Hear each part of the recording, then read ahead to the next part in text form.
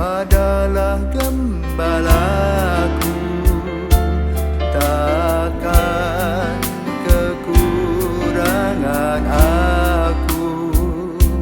Ia membaringkan aku di padang berumput hijau. Saudara-saudaraku terkasih, selamat pagi. Salam jumpa lagi dalam Sabda Siap Saji, Kamis 30 Juni 2022. Marilah kita berdoa dalam nama Bapa dan Putra dan Roh Kudus. Amin. Allah Bapa sumber belas kasih, berkenanlah mengampuni dosa-dosa kami bila kami bertobat kepadamu. Semoga kami pun menaruh belas kasih kepada sesama kami sebagaimana Engkau menaruh belas kasih kepada kami. Demi Yesus Kristus Putramu dan pengantara kami kini dan sepanjang masa. Amin. Tuhan bersamamu dan bersama rohmu. Inilah Injil Yesus Kristus menurut Matius. Dimuliakanlah Tuhan. Matius bab 9 ayat 1 sampai dengan 8. Pada suatu hari, Yesus naik ke dalam perahu lalu menyeberang, kemudian sampailah ia ke kotanya sendiri. Maka dibawalah kepadanya seorang lumpuh yang terbaring di tempat tidurnya. Ketika Yesus melihat iman mereka, berkatalah ia kepada si lumpuh, "Percayalah anakku, dosamu sudah diampuni." Maka berkatalah beberapa ahli Taurat dalam hatinya, "Ia menghujat Allah." Tetapi Yesus mengetahui pikiran mereka lalu berkata, "Mengapa kalian memikirkan hal-hal yang jahat dalam hatimu? Manakah yang lebih mudah mengatakan dosamu sudah diampuni, atau mengatakan bangunlah dan berjalanlah? Tetapi supaya kalian tahu bahwa di dunia ini Anak Manusia berkuasa mengampuni dosa." Lalu berkatalah ia kepada si lumpuh, "Bangunlah, angkatlah tempat tidurmu dan pulanglah ke rumahmu." Dan orang itu pun bangun lalu pulang. Maka orang banyak yang melihat hal itu takut, lalu memuliakan Allah karena ia telah memberi kuasa demikian besar kepada manusia. Demikianlah sabda Tuhan, terpujilah Kristus. Saudaraku terkasih, hari ini Yesus membicarakan atau membantu orang lumpuh, stroke. Orang lumpuh adalah stroke yang tidak bisa berjalan. Maka hidupnya tergantung kepada belas kasihan orang. Meminum, minta minum, atau ngambil sendiri, tapi dia dalam jarak yang dekat.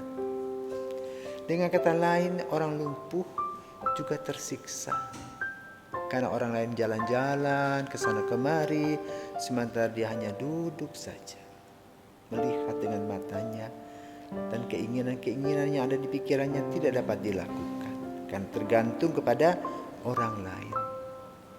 Tentu dia ingin sembuh. Lumpuh yang dibicarakan dalam Injil juga menggambarkan kelumpuhan kita. Contoh, pada masa Covid banyak ekonomi yang lumpuh, tidak bergerak. Banyak di Bali hotel-hotel mangkrak istilahnya. Tidak ada pengunjung dan juga tidak ada uang untuk maintenance. Maka hotel-hotel itu seperti rumah hantu dalam tanda petik.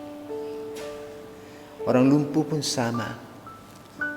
Dirinya merasa tidak berarti. Tidak seperti orang-orang yang sehat bisa pergi ke sana kemari, bisa melakukan berbagai macam aktivitas. Maka impian si lumpuh adalah ingin bisa berjalan. Kali ini dibicarakan tentang lumpuh secara fisik.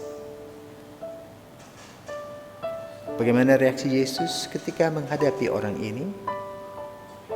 Ia mengoreksi dulu kedalaman hati seseorang.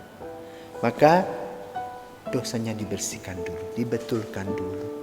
Rohaninya dibereskan dulu Baru kemudian jasmaninya dengan mengatakan bangunlah dan angkatlah tilangmu.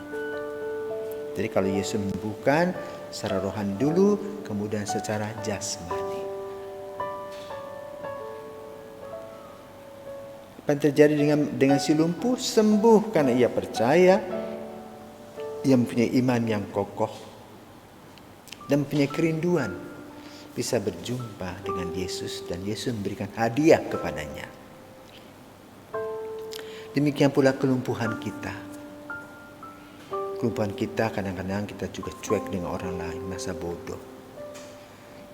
Kita tidak peduli sama orang lain.